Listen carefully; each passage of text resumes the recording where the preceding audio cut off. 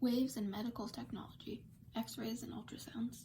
Both X-rays and ultrasounds are types of waves, so let's start by talking about the anatomy of a wave. Shown on this graphed wave is the wavelength and the amplitude of the wave. Waves also have a frequency, which is the oscillations a wave completes per unit time, as well as a period, which is the time per oscillation. You can find the speed at which a wave travels by multiplying the wave's frequency with its wavelength. X-rays were discovered in 1895 by Wilhelm Röntgen, a professor of physics in Würzburg, Bavaria. While testing if cathode rays could pass through glass, the professor was surprised to find that a green light shone through and projected onto a nearby screen, even though his cathode tube was covered in a thick black paper. With some further experimentation, he found that the light passed through most substances but left shadows of solid objects. He soon found that these rays could pass through human tissue, revealing the bones and tissues underneath. As news of this discovery spread, it was quickly adopted into medical practice.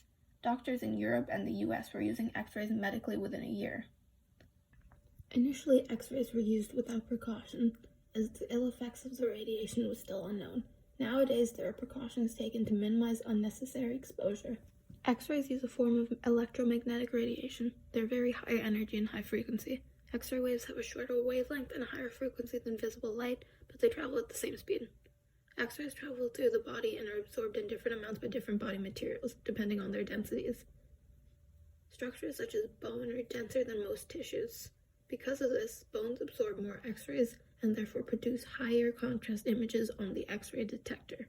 So bony structures appear as whiter than the less dense tissues on the black background of the produced image.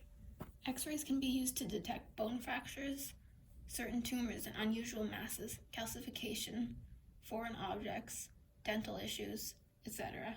X-rays do produce a form of radiation that can harm living tissue. The more an individual is exposed to X-rays, the more this risk of damage increases. However, the risk of developing cancer from this radiation is generally small. Ultrasounds. Ultrasound imaging uses a small transducer to transmit sound waves into the body and record the waves that echo back.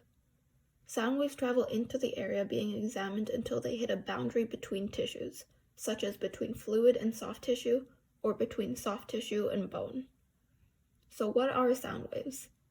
Sound waves are longitudinal mechanical waves caused by vibrations of the molecules in the air. As the air molecules vibrate, they form compressions, which are areas of high pressure, and rarefactions, which are areas of low pressure. Ultrasound waves are sound waves with frequencies above 20 kHz. The frequencies of diagnostic ultrasounds are typically between 2 and 20 million Hz. The speed at which the wave propagates through a medium depends on the stiffness of that medium. Attenuation is the loss of intensity and amplitude as sound waves travel through a medium. The major source of this in soft tissue is absorption. Other causes are reflection, refraction, and scatter. Reflection, refraction, and scatter occur as sound waves encounter a boundary between two different mediums. Reflection is when some of the waves bounce back towards the initial source as an echo, while the remaining waves travel through to the second medium. If the two materials have different stiffness, the resulting change in propagation speeds will cause the wave to be bent from its original path. This is refraction. Scatter occurs when ultrasound waves encounter a medium with a heterogeneous surface. While most of the waves continue on its original trajectory, a small portion is scattered in random direction. The source of the ultrasound wave is the piezoelectric crystal, which is kept inside the transducer.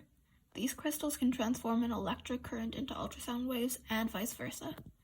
Once the ultrasound wave is generated and travels through the medium, the crystal switches from sending the wave to listening for the return echo of the ultrasound.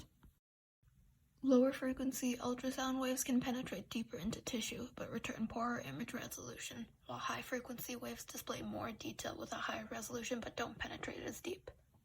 There are multiple different ultrasound modes, including Doppler modes. Doppler modes utilize the Doppler shift, which is the change in frequency from the sent sound wave to the returning wave. These shifts are generated by sound waves reaching moving particles. The change in frequency or amount of shift relates to the velocity and direction of particle motion.